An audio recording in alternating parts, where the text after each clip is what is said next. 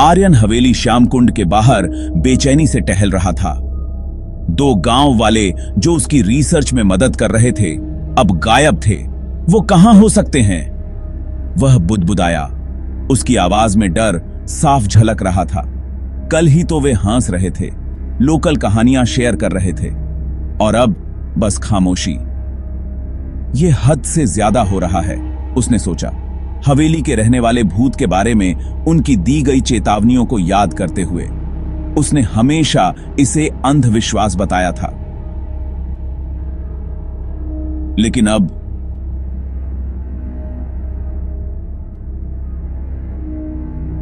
उसके मन में शंका घिर आई थी।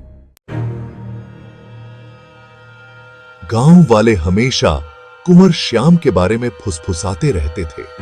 उनकी कहानियां पीढ़ी दर पीढ़ी चलती आ रही थीं, जो एक दुखी राजकुमार थे और जिन्होंने हवेली श्यामकुंड का निर्माण करवाया था। यह हवेली अब भी अपने भव्यता के लिए जानी जाती है, लेकिन इसके पीछे की कहानी बहुत ही दर्दनाक है।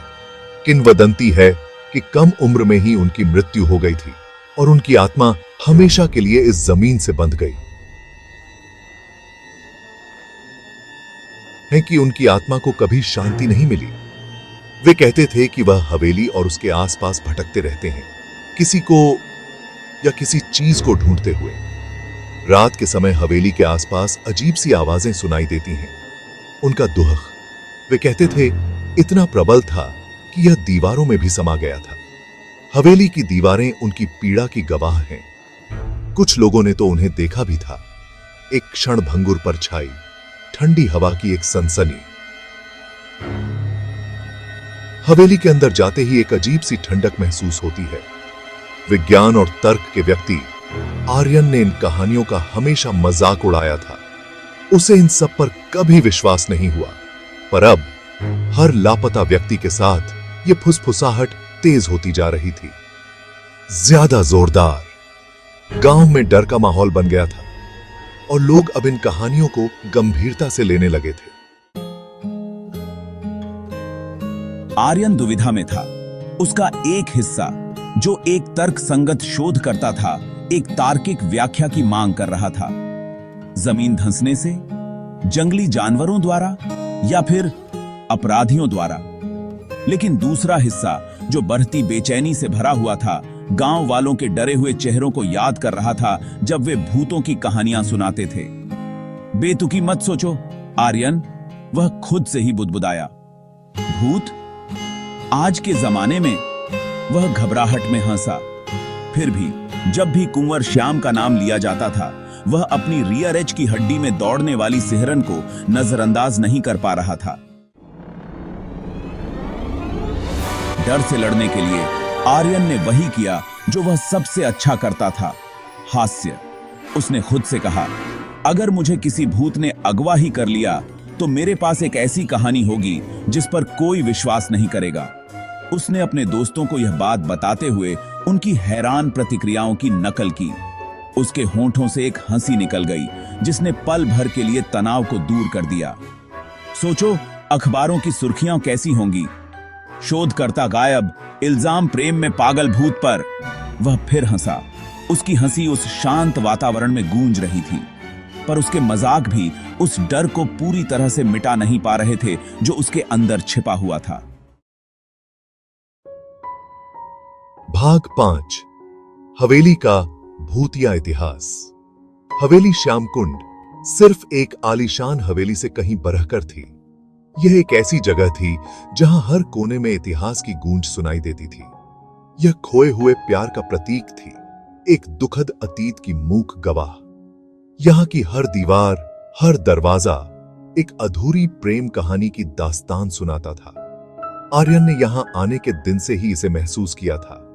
हवेली की रहस्यमयी ऊर्जा ने उसे अपनी ओर खींच लिया था। 18वीं शताब्दी में निर्मित हवेली की दीवारें कुंवर श्याम और उनकी प्रेमिका रानी पद्मावती की कहानियां फुसफुसाती थीं। इन कहानियों में दर्द और प्रेम की गहराई थी। उनके परिवारों द्वारा मना किए जाने के बाद उनकी प्रेम कहानी का अंत दुखद रूप से हुआ। यह प्रेम कहानी हवेली की आत्मा में बस गई थी। पद्मावती का विवाह एक धनी राजा से कर दिया गया, जबकि श्याम ने दिल टूटने के बाद अपना दुख हवेली के निर्माण में उतार दिया। हवेली का हर पत्थर उनके दर्द का गवाह था। कुछ लोगों का कहना है कि टूटे हुए दिल की वजह से जल्द ही उनकी मृत्यु हो गई। उनकी आत्मा आज भी हवेली में भटकती है। हवेली के सामने खड़े होकर आर्यन ने उस प्रेम में हारे हुए राजकुमार के साथ एक अजीब संबंध महसूस किया। उसे लगा जैसे वह भी उसी दर्द को महसूस कर रहा है। दोनों ही कुछ या किसी खोए हुए को ढूंढ रहे थे। हवेली की रहस्यमयी गहराइयों में शायद उन्हें अपने सवालों के जवाब मिल सकते थे। भाग 6 रहस्य गहराता है। दिन हफ्ते में बदल गए और लापता ग्रामीण नहीं मिले। पुलिस हैरान थी।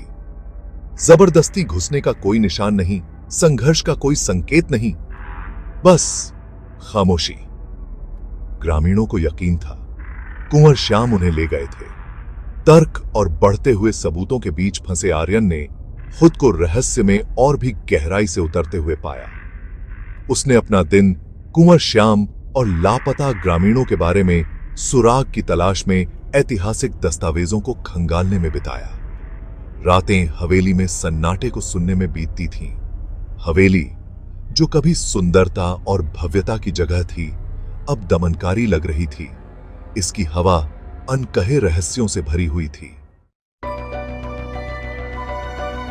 भाग 7 आशा की एक किरण। एक दिन हवेली के एक पुराने नक्शे की जांच करते समय मैंने एक विसंगति देखी। एक गुप्त रास्ता जो किसी अन्य योजना पर अंकित नहीं था, सामने आया। क्या यही इसका जवाब हो सकता है? लापता ग्रामीणों द्वारा इस्तेमाल किया गया एक गुप्त भागने का रास्ता, या किसी और चीज की ओर जाने वाला रास्ता? मेरे भीतर उम्मीद जग उठी। हो सकता है शायद मैं उन्हें ढूंढ सकूं। मैंने हिम्मत जुटाई और एक्सप्लोर करने का फैसला किया। अज्ञात ने इशारा किया, जवाब देने का वादा किया, और शायद और भी बड़ा खतरा भी। भाग 8 डर का सामना। एक टॉर्च और एक नए उद्देश्य के साथ मैंने गुप्त रास्ते में प्रवेश किया। हवा ठंडी हो गई, नमी मुझे केएफएन की तरह चिपक गई। मैंने संकरे रास्ते को पार किया। मेरा दिल मेरी छाती में धड़क रहा था। सन्नाटा बहरा कर देने वाला था, जो मेरी अपनी सांसों की आवाज से ही टूट रहा था। जैसे जैसे मैं आगे बढ़ता गया, मुझे एक अत्यधिक उपस्थिति महसूस हुई, ठंडी और चौकस। डर ने मुझे घेरने की कोशिश की, लेकिन मैंने हिम्मत नहीं हारी। मुझे उन्हें ढूंढना था, मुझे सच्चाई जाननी थी। भाग 9 अनुत्तरित प्रश्न। रास्ता एक बड़े गुफा जैसे कक्ष में खुलता था। यह कक्ष प्राचीन पत्थरों से बना था और हर कोने में जाले और धूल जमी हुई थी। आर्यन के होंठों से एक हांफना निकल गया। उसकी आंखें चौड़ी हो गईं, जैसे उसने कुछ अविश्वसनीय देखा हो। केंद्र में एक अलौकिक चमक में नहाया हुआ एक व्यक्ति खड़ा था। वह चमक इतनी तीव्र थी कि आर्यन को अपनी आंखें मिचमिचानी पड़ी। लंबा, भेदी निगाहों वाला और मेलनकॉली से भरा हुआ, वह और कोई नहीं बल्कि कुंवर श्याम ही हो सकता था। उसकी उपस्थिति ने पूरे कक्ष को एक रहस्यमय आभा से भर दिया। लेकिन इससे पहले कि आर्यन कुछ बोल पाता, वह व्यक्ति मुड़ा। उसके चेहरे पर एक अकथनीय लालसा थी। उसकी आंखों में एक गहरी पीड़ा और अनकही कहानियां छिपी हुई थी। और फिर वह गायब हो गया, जैसे वह कभी वहां था ही नहीं। कक्ष खाली था, सन्नाटा बहरा कर देने वाला था।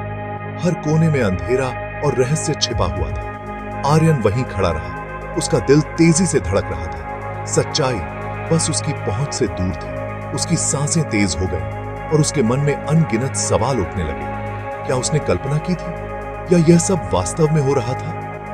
या कुंवर श्याम वास्तविक थे और लापता ग्रामीण अभी भी हवेली की गहराई में कहीं फंसे हुए थे? रहस्य बना रहा।